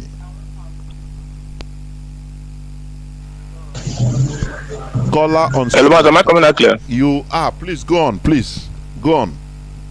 Mazi, good evening, sir. There we go. Oh, yeah, Biafra. Our leader, remember, a prison of conscience. It is the next court case. Thank God. We are alive to see that. We are alive. One of us. Life and the name of Chukwu Kabiyama, you say. Mazi, about what you are saying, Igbo presidency. I don't think there's anything like Igbo presidency, but like our leader will always tell us, Fulani are wise enough. We don't need any Igbo president because an Igbo man will be. So there's no point. You can't even think about it. There is no need for it. Referendum. Let them vote this referendum. That's what I wanted to say. And you are saying, I think the CSO to good luck. I need Sabo and Suki or whatever. If I'm correct, Mazi. Sir? The name you are trying to remember, the CSO to Sabo and Suki. Yeah, Dapsuki, exactly. Yes. Even before Dapsuki accepted the appointment as the chief security officer, he gave another condition to the whole president that before I come, he didn't. He said before I become your chief security officer, make Sanusi Lamido to be the governor of Central Bank. People don't understand all this politics, internal. The president becomes hopeless and helpless. You are watching him smiling and talking on television, but internally he's hopeless and helpless because an enemy is in charge of his security. So anything he's been told, he will do it. Do you think that he built the Almajiri schools with Anyoma? Do you think he did it? Oh, yeah. Go on, please. Mazi, let them do what they have to do. The other day I saw people in the campaigning for him. The killer of his people going to protect now people that they don't are working as killers. They are ending. People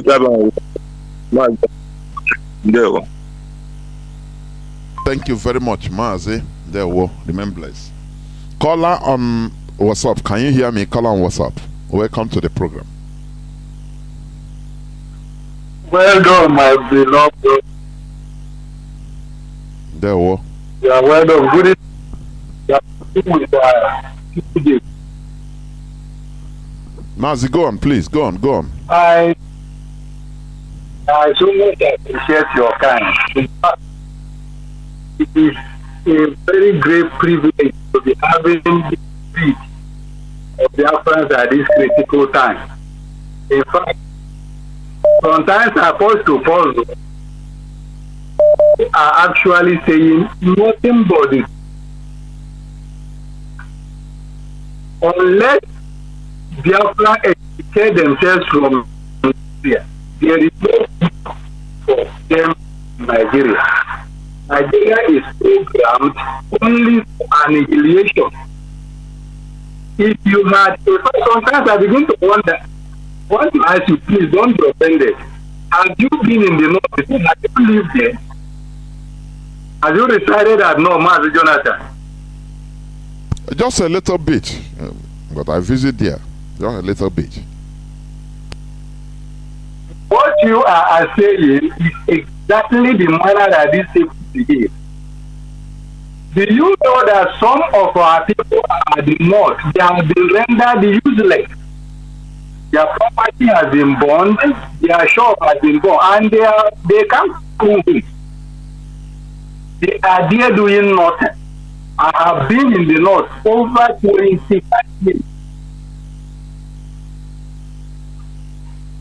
There is no hope.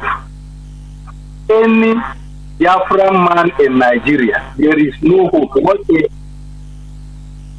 So if only our people will understand about anything to do with Nigeria, if only this ban on cows implemented will be highly appreciated. And sometimes our politicians are actually helping these people to kill us all.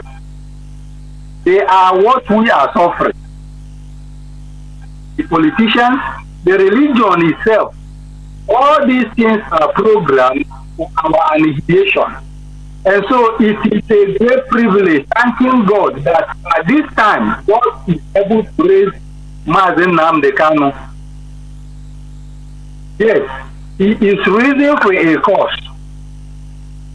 And there is nothing they could do about him. They can only suffer him, do whatever touch, but they must never lay their hand on his wife. He will be free on Biafra to be restored. And so we are, in fact, I'm short of words how to appreciate what you friends are doing. And we are solidly behind. So keep it on. And may the good Lord keep on empowering you so that whatever ignorance of the enemy, it will amount to nothing over the life of these able-bodied men, and Mazi Nnamdi Kanu in particular. Please, hold on. Do not relent. It is for a moment, it will be over. This tribulation is over. Take care. Thank you, Mazi. There we remain blessed. Caller on signal, can you hear me? Welcome to the program. Oh, I can hear you, Jonathan Chinedu, calling from Morocco. My brother, you have said it all. Apart from that, Dazuki with the Alamajeri, go to Otueke, where the good luck come from. There was a university this man tried to build. Do you know that university was abandoned till today? You understand? Yeah, they banned the university. Good luck is building that university before that's in second term. But they remove him. And my brother, the whole, if you check the uniting of that Nigeria, according to our leader, even today, I believe that we unite for the benefit of the Northerners, not for our benefit. Because nothing good, there is nothing. I see some of them complaining that is Igbo turn or not Igbo turn. If you check these people, they don't know what they are doing. Let them go back. The first invasion where these people go to the Mazi Nnamdi Kanu, he have already interviewed both Channel TV, both DW, German TV. And when guys in Akagudu, what we have now first is Biafra. Actually, I wanted Biafra then. You over hatches. Open that Biafra now. They will call you. Say, please, my brother. Without that, these people doesn't even care what we are talking about. So they have already. Let me tell you, they have already rejected us. So we will not reject ourselves. That is it. Never climbing of Igbo president because that is not how they rule a country. You can't rule by country by force. You can't rule by minority. Fight for your own and liberate yourself from this kind of junction where the British put you. I have already said it. They never give you anything good, rather where you are going to be suffer as a black man. Keep it on. I enjoy your program this evening. Right on. All hail Biafra. Almost hail Biafra. Thank you very much. I have a caller on WhatsApp. Caller on WhatsApp. Welcome to the program. Can you hear me? Yeah, I can hear you. Mazi, welcome to the program. There. My name is Chukwu Emmanuel. I greet you once again. To the topic. I greet my leader and our leader, Mazi Nnamdi Kanu. Without this man, I don't know what is going to happen to Igbo race, to Nigerians, because the plan of British in Nigeria is too much.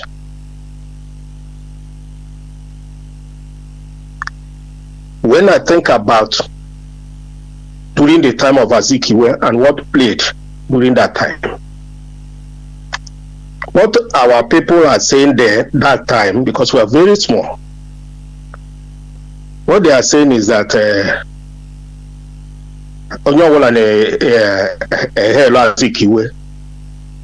the way was now a fighting can Nigeria win that there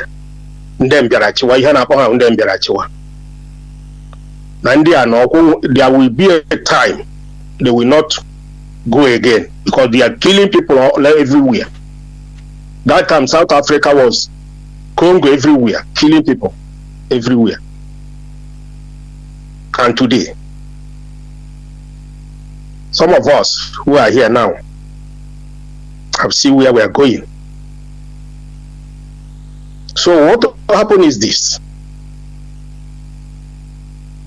If they cannot understand, those people in Nigeria cannot understand, mainly Igbo people who are fighting to be a president in Nigeria. I don't know how this type of people are reasoning. So some of them will say they are educated, they are professors, they are doctors, they are all of that. But do you have sense of reason? The answer is no. What British teach Nigeria is how to read and write and speak grammar in channel TV and in FM radio. They plant corruption inside all the whole Nigerians. That they claim, those that claim they are educated, they plant corruption in their head so that when they enter, start to stealing money, they forget everybody. And those money they are stealing, they are transferring the money to the Europe and America and other country of the world for those people to use it and develop their place. Why? Because they are black people, they don't reason. Each time I listen to our leader tape, if you are somebody who have sense of reason, anytime you listen to any of this our leader tape, you will learn more than what you have. Because without this man, I sorry for Nigeria. I sorry for black race. Because they are disgrace along the line. It's a pity that I'm a black man when I'm hearing what is going on. Do you know the highest thing your enemy can do to you is to force somebody to be your leader? If you watch what happened to Imo State, that thing that was playing in Imo State, and the so-called PDP as a party, and other people in Igbo land, and in general, they allow that thing to stay. That seed, that evil seed, that Fulani succeeded to plant in Imo State, and they have seen that they can do anything. That is what it means. The people supposed to say from now, since when people have elected somebody and the so-called government we remove the person and put whatever they want. There's no more election. That is enough. There will be no more election. What we need is a referendum. That is exactly the area people who know them, people who are human beings, will be talking about. It's not about going up and down, going to pay 100 million to be a president of who? Look at the Tunde Bakari, a criminal with the Bible, a criminal, Tunde Bakari. These are the people, the so-called Christian, that the Fulani are using to hold Nigeria down. Some people who are inside their churches will be thinking that, yeah, they are Christian. They are Christian. Who's a Christian? Are you Christian? Are you Christian? If you know the meaning of what Nigeria have did with religion, you will stop going to church of these people. You will stay in your house and you pray. Because so many of these people was planted in the midst of religion, both Muslim and the Christianity.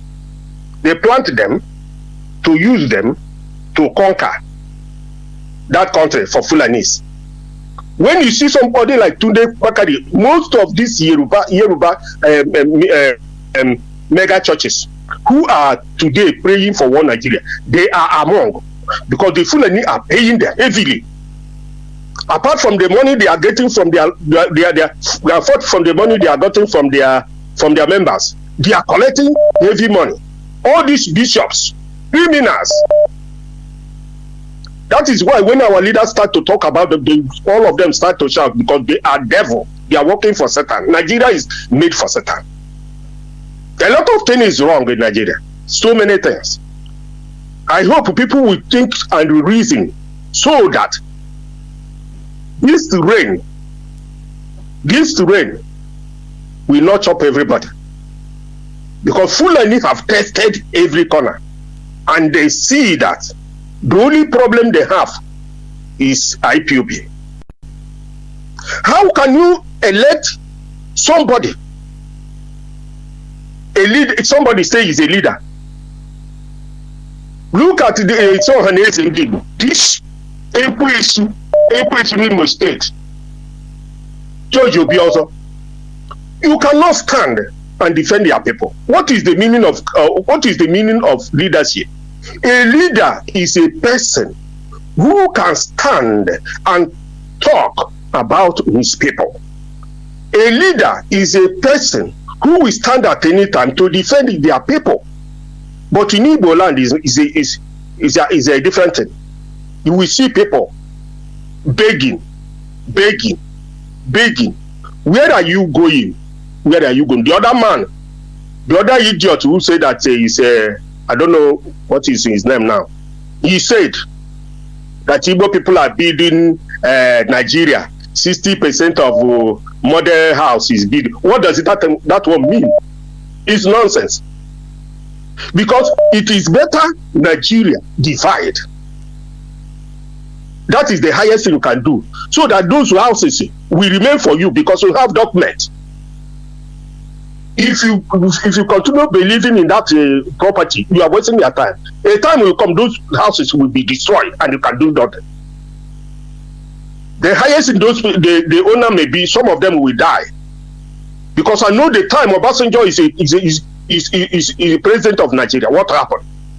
Over thousands of containers of Igbo people, which I was one of them, was seized, both in Lagos and Port Harcourt.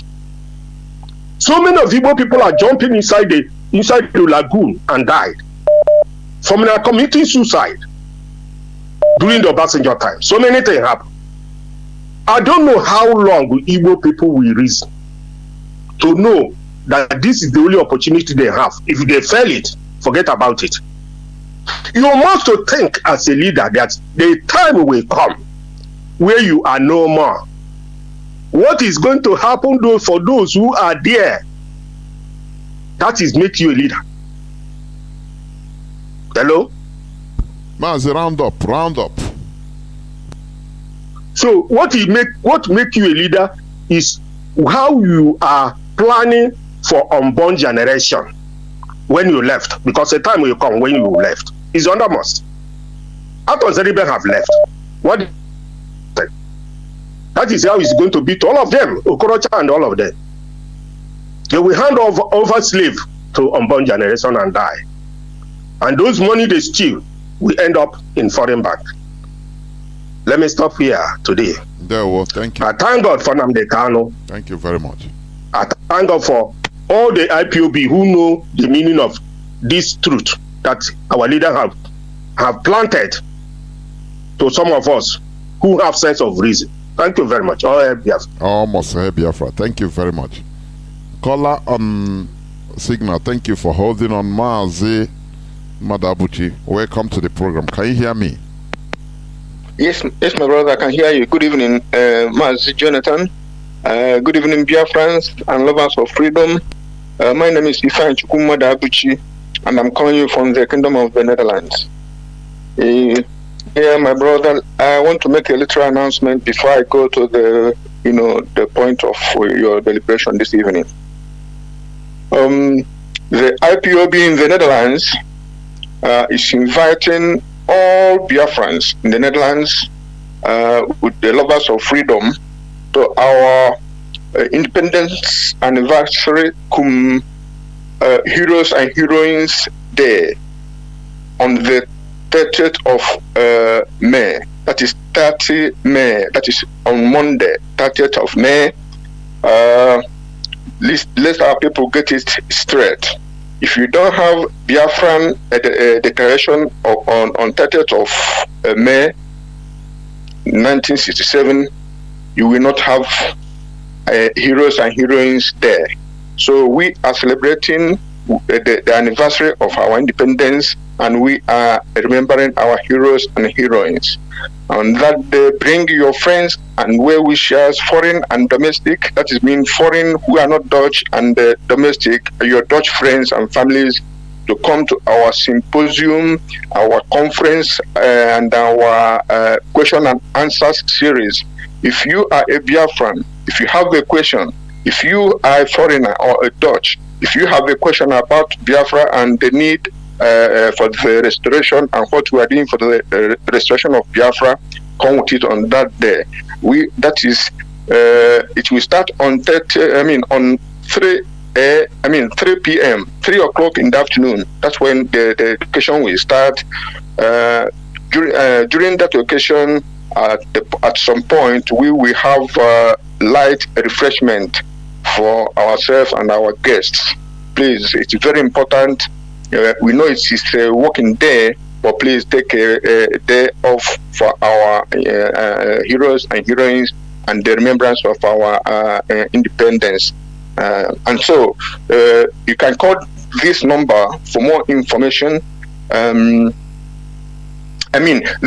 occasion will take place on Egoli, number 9, Egoli, that's the building number 9, and the postcode is 1103 AC, Amsterdam.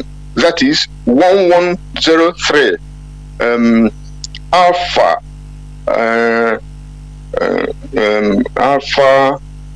That is AC. Just get it like that. AC, Amsterdam. That is where it will be.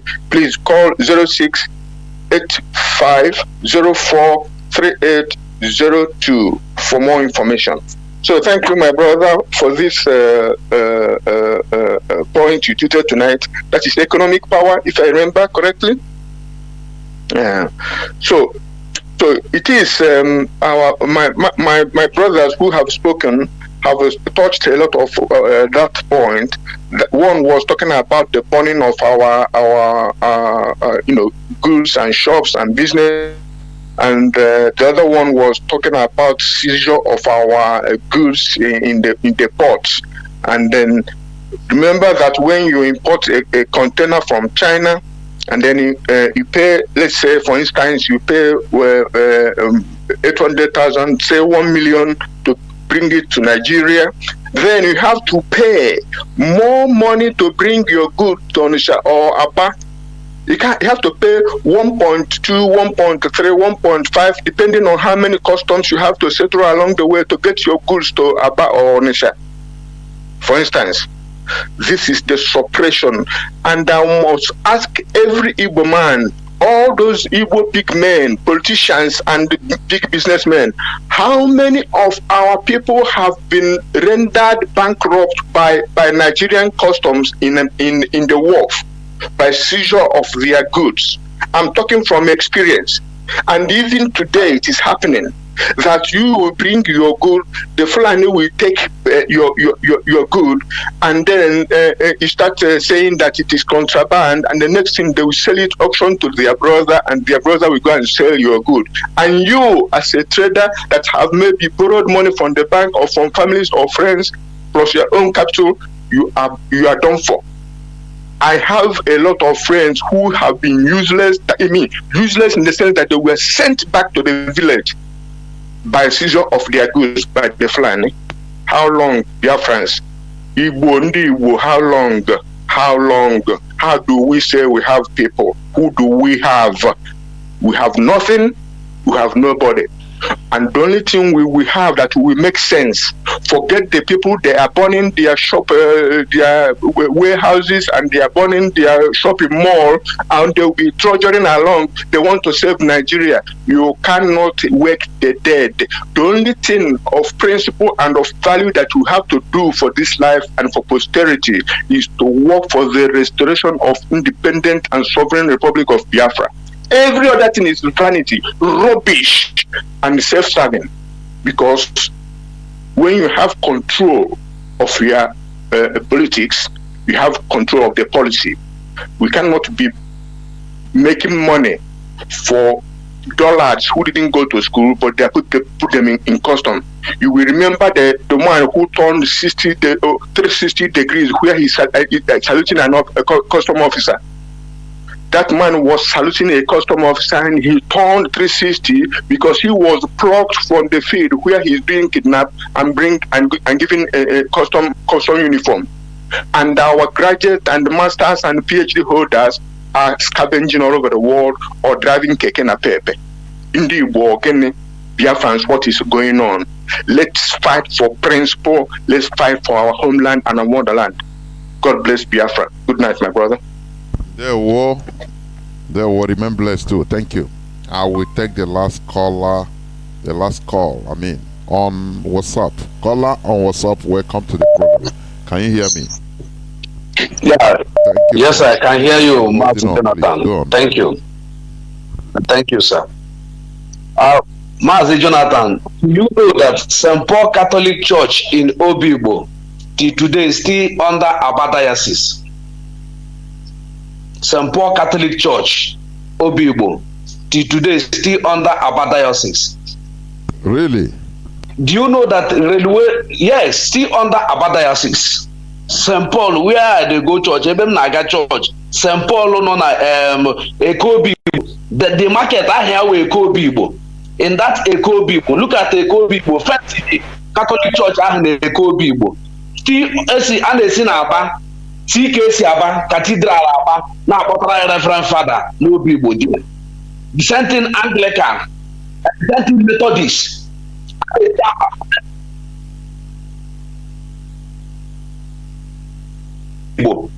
Apotando coach no people. State, River State. Then in River State and then Abia in Abia State. The same people, like what you just said now, like place like where Peter Odele come from, Umdoni, where Peter Odele come, close to Anambra State. You will not even run up to 3 kilometers. You have enter Obaro. You are in Obaro. Them and Obaro speak the same language. Where Peter Odele, former governor of state. That's why Obasanjo asked him, Peter Odele, where do you come from? He's a rivers man. Obasanjo told him, no people is a rivers man. Your tribe. He cannot be able to tell Obasanjo that he's an Igbo man. It's one of the things that deny him the presidency. Tell him, go and ask where you came from. Obasanjo told him, go and ask where you came from. Rivers is an English name. It's an English name.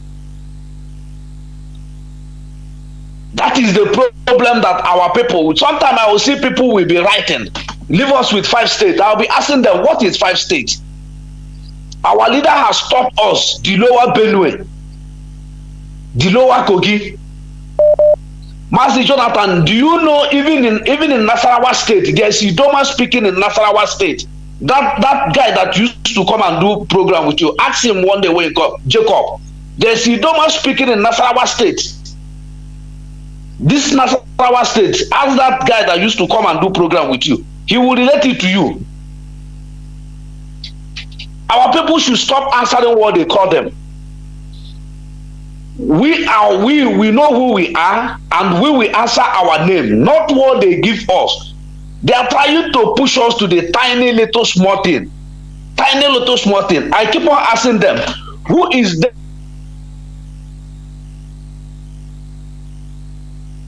Who is Dennis Osadabe? People that say they're from Delta, they are not Igbo. I'll ask them, who is Dennis Osadabe? Go and ask your father, who is Dennis Osadabe? Your father will tell you who is Dennis Osadabe before you will come to argue with people. If you don't know who is Dennis Osadabe, you will not come to argue with me.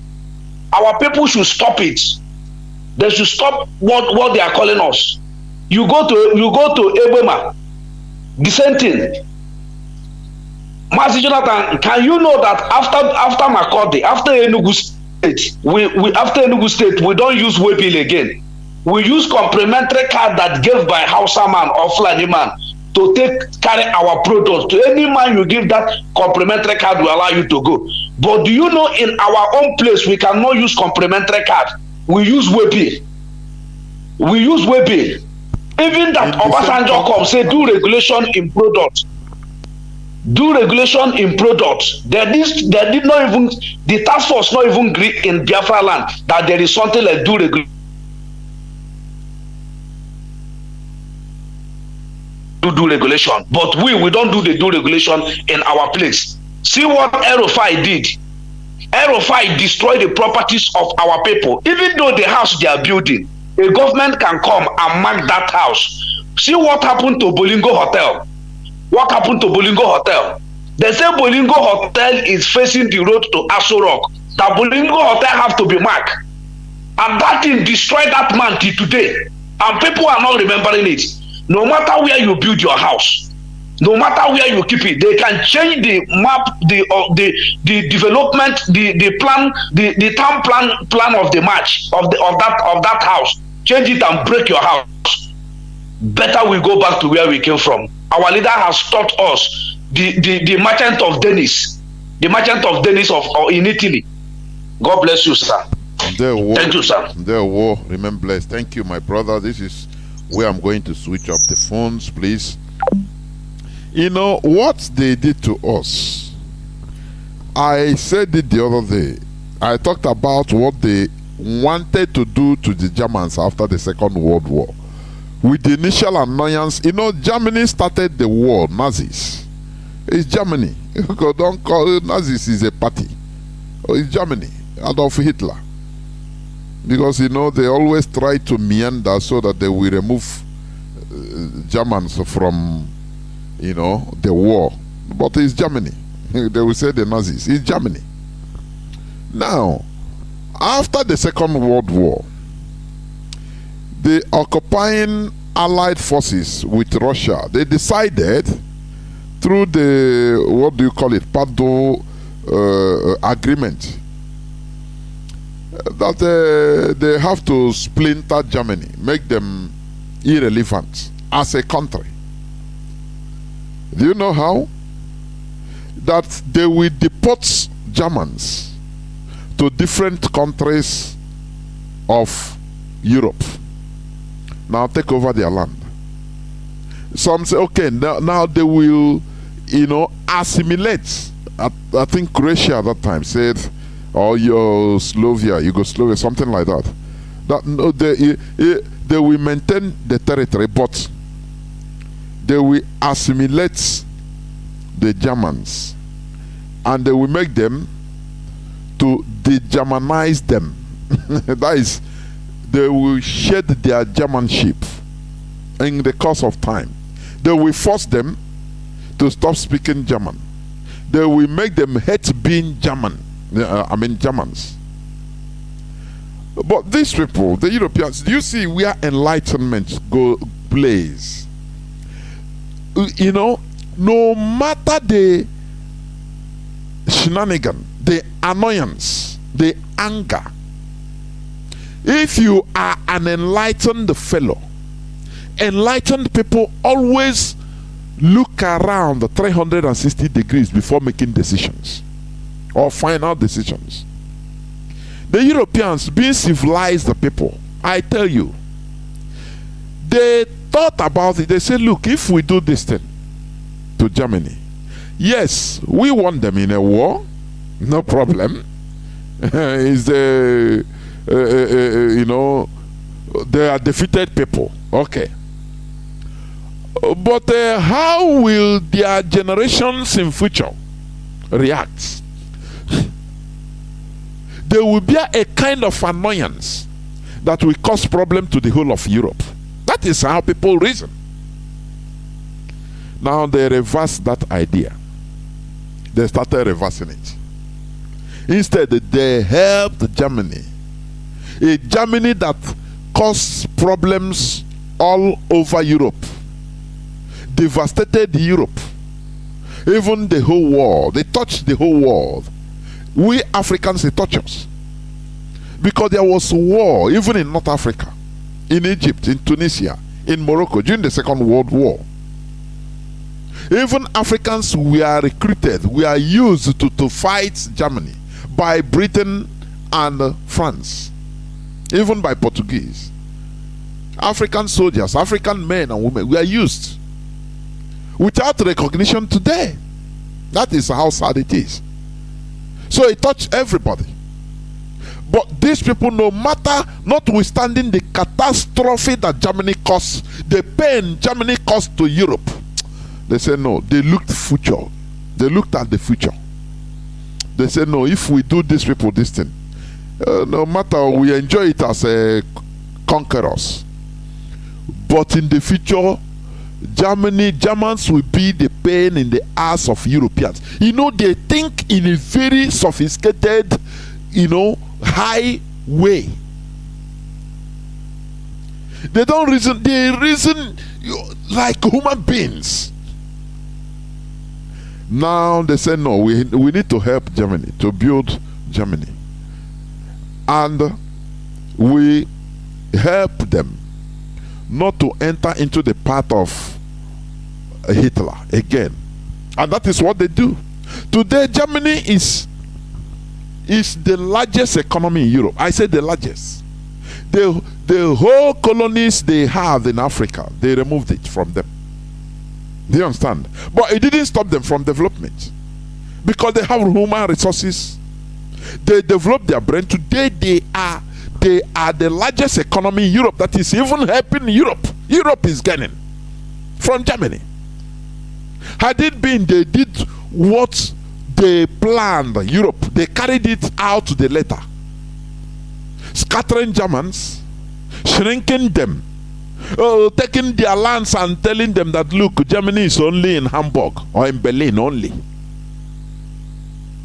Do you know what it would have been now? By now, they would not even be talking about development. Europe would have been on fire. Because of the anger, the generations that will come, they will say, no, no, no, no. Instead, they become suicide bombers. That is what they did to us Biafrans. Had it been after the war, they come out, they say, okay, really, let us put Truth and Reconciliation Committee. Real, genuine reconciliation. Without foreign, foreign input or foreign interference, British interference in what they are doing. And they really reconcile this. They would have started with the genuine cause of that war. Why? Why? That is the question, the real number one question. Why? Now they will treat it. Everybody, will be happy. Biafrans will now be allowed to unleash their talent. But lo and behold, Britain didn't want it. And they use their Fulani and say no. If you remember, if you leave Biafrans, they will stop your dominating, taking over Nigeria as your. Remember, Nigeria is your great grandfather's estate, Ottoman Danfodio. They reminded the Fulani and they say yes, and all they started doing was shrinking Biafra land. Oh, Biafra land, Igbo land, Biafra is Igbo. They are no more, we are landlocked.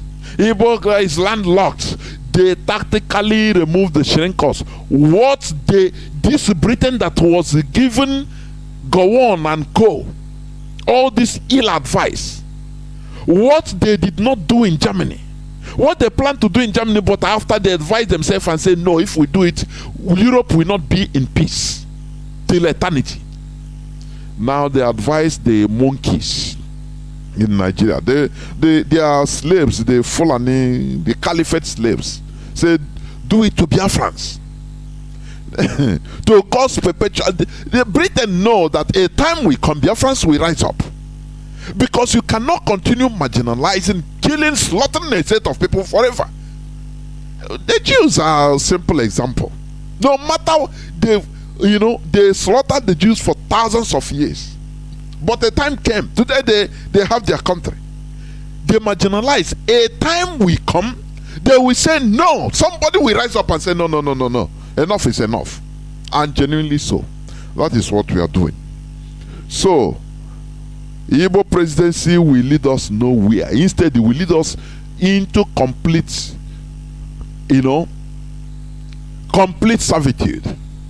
But let me tell you, the Fulani, we say you are solving politically. It's smart. Or not talking, you love it. Any person of Igbo extraction, Southern, you put, we will make sure to force him. We will know how to force the person to declare Biafra. It doesn't matter. There is nothing you have not done to us. Killing every day. So there is nothing again. There is nothing again we can see that we start shaking.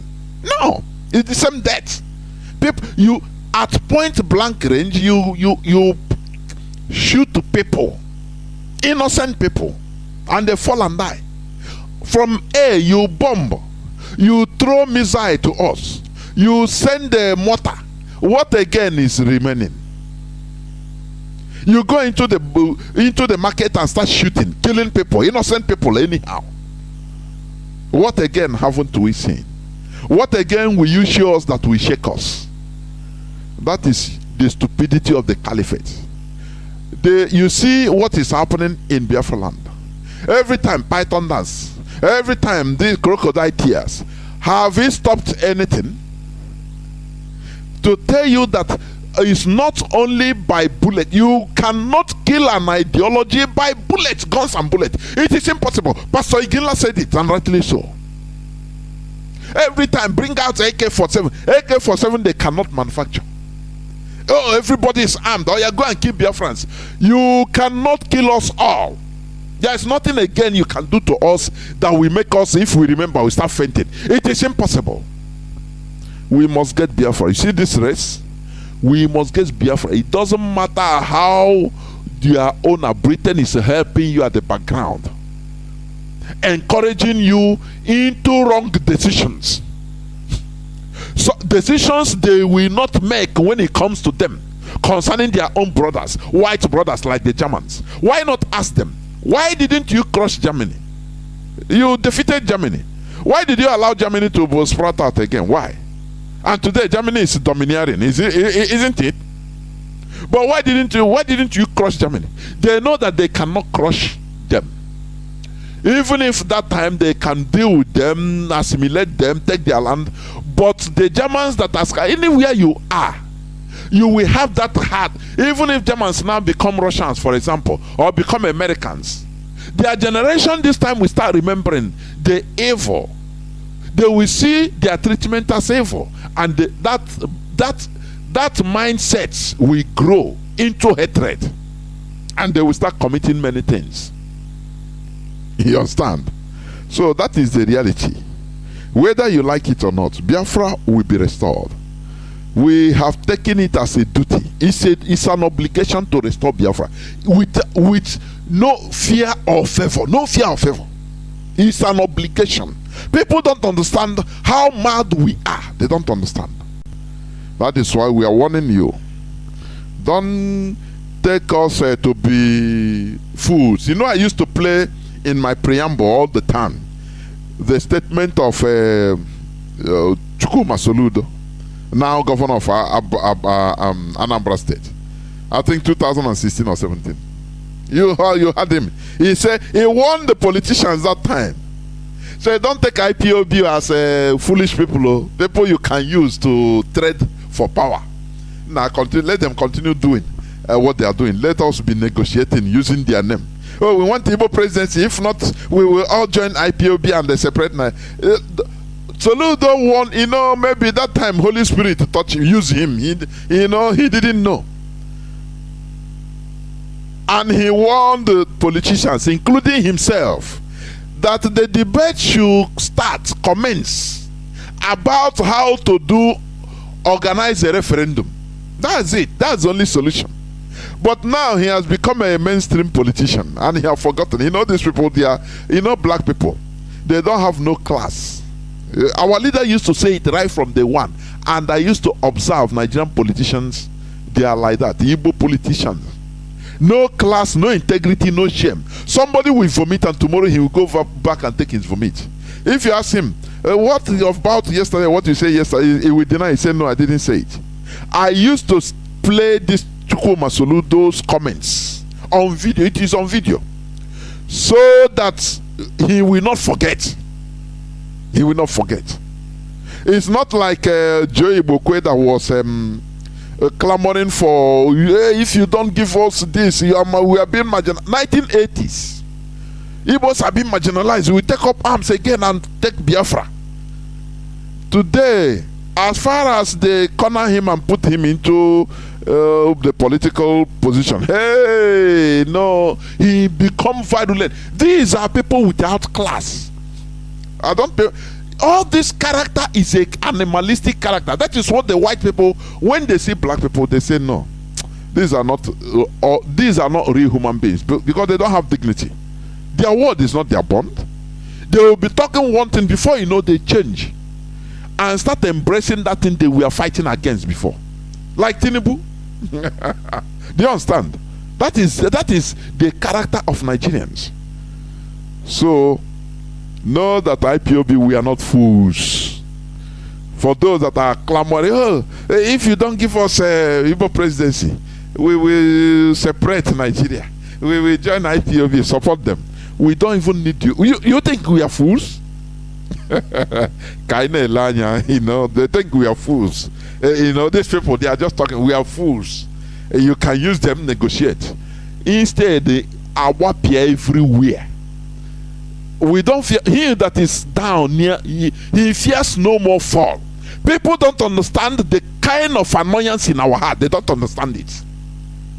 They don't understand. Look at Mazi. Mazi that called. He is one of the victims of seized containers. And you don't know how much he meant for him. And he carried it in his mind. Many of us like this, the same thing. And you think that we can just forget and we gotta move on. Move on to where? To hellfire? It's better the earlier the better. People are saying, what is happening in our land? Let me tell you, this thing can never stop until Biafra comes. The solution is release Mazi Nnamdi Kanu and the Biafra organize referendum. That is it. If you don't want it that way, now people will continue perishing. That is it. And now 1 weekend, that is the reality. There will be no peace in that zoo called Nigeria. Whether people that think they want to use us to do politics, Nigerian politics, to get this thing, to get what they want politically. IPOB, we are not fools, so that is what I'm telling you. We are not fools. If you understand the type of people in IPOB, in the who go everywhere around the world, everywhere, you will not you will not even be messing up with people. I'm telling you. Say you are playing Nigerian politics, election. You use your IPOB. We will support IPOB. You will see what you will hear and see. You will be seeing something that even you cannot even. You think we are fools? No, we are not. This is where I'm going to stop. Thank you for listening. Biafra is our religion. That is who we are. It's our ideology. We have no other religion other than Biafra. If you have any other thing, ideology or religion more than Biafra, know that you have not started. You are deceiving yourself. I must tell you, anything you want, whether it's you are church, you are native, you are the Buddhism, you are any other religion you have other than Biafra, know that you are deceiving yourself, please. Biafra is our religion. Thank you for listening. Tomorrow is another day. Remember, we have series of events this May. Our leader is going to court next week Wednesday, being the 18th. We have our 30th May, which according to the order by the HOV, it will be organized in order to educate both our foreign friends on the need why we are doing what we are doing. That is it. Thank you for listening. From me, from here, I remain Mazi Jonathan. I simply say good night.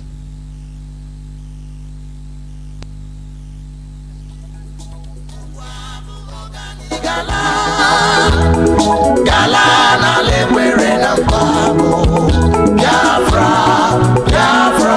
because obodo bụ sọma obodo doro nsọ.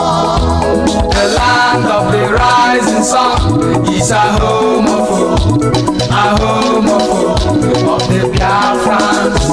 The far of the eastern land is a promised land, a blessed land of the Chukwu Biafra. Ebe ka unu si Biafra.